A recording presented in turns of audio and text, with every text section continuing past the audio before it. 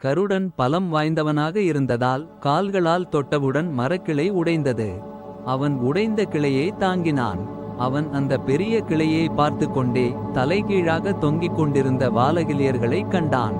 அவர்களின் அழிவு பயத்தால் பறவைகளின் தலைவன் பறந்து வந்து அவர்களின் விருப்பத்தின்படி கிளையை வாயால் பிடித்தான். மெதுவாக பறவை மலைக்குள் நுழைந்தது. இப்படியே அவன் யானைகள் மற்றும் ஆமைகளுடன் பல தேசங்களுக்கு பறந்தான்.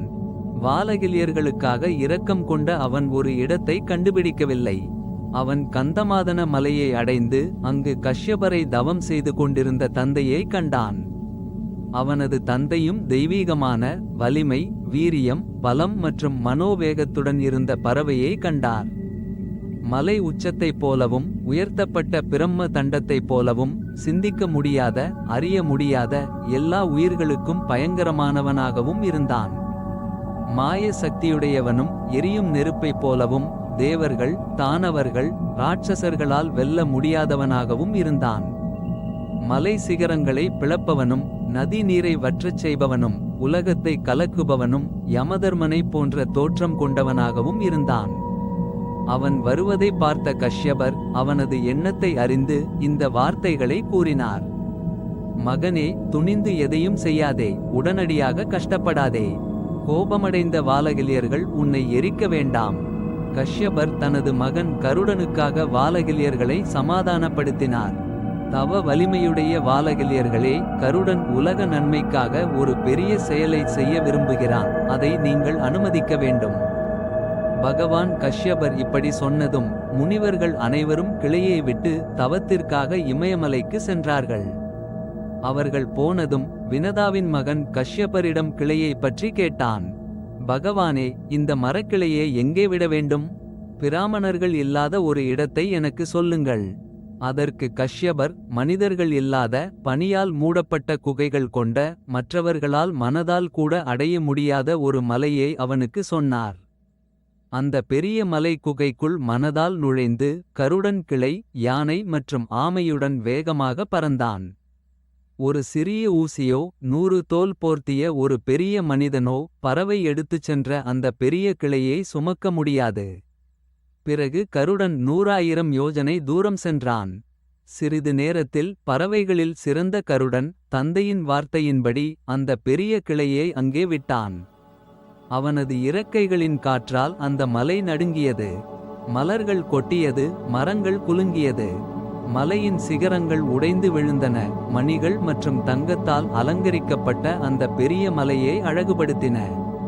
பல மரங்கள் அந்த கிளையால் அடிபட்டு தங்க மலர்களால் மின்னலைப் போல் பிரகாசித்தன.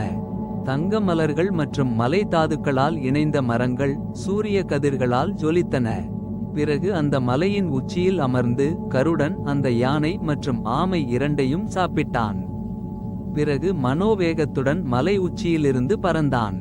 தேவர்களின் பயத்தை உணர்த்தும் உற்பாதங்கள் தோன்றின. இந்திரனின் வஜ்ராயுதம் வேதனையுடன் எரிந்தது. புகையுடன் தீப்பொறி வானத்திலிருந்து விழுந்தது. வசுக்கள், ருத்திரர்கள், ஆதித்யர்கள், சாத்தியர்கள், மருதர்கள் மற்றும் மற்ற தேவர்களின் ஆயுதங்கள் ஒன்றுக்கொன்று மோதின. தேவர்களுக்கும் அசுரர்களுக்கும் இடையே இதற்கு முன் இல்லாத போர் நடந்தது. இடியுடன் கூடிய காற்று வீசியது, எரிகற்கள் விழுந்தன. மேகமில்லாத வானம் பயங்கரமாக கர்ஜித்தது. தேவர்களின் தேவனும் இரத்தம் சிந்தினான். தேவர்களின் மாலைகள் வாடின, ஒளி மங்கியது. பயங்கரமான உற்பாத மேகங்கள் இரத்தம் சிந்தின. தூசிகள் அவர்களின் கிரீடங்களை அடித்தன. பிறகு பயத்தில் நடுங்கிய இந்திரன் பயங்கரமான உற்பாதங்களை பார்த்து பிரகஸ்பதியிடம் கேட்டான். பகவானே, ஏன் இப்படி பயங்கரமான உற்பாதங்கள் தோன்றுகின்றன? எதிரி யாரும் நம்மை எதிர்க்கும் நிலையில் இல்லையே. இந்திரனே, உன் தவறு மற்றும் அலட்சியத்தால் வாலகிலியர்களின் தவ வலிமையால் ஒரு அற்புதமான சக்தி தோன்றியுள்ளது.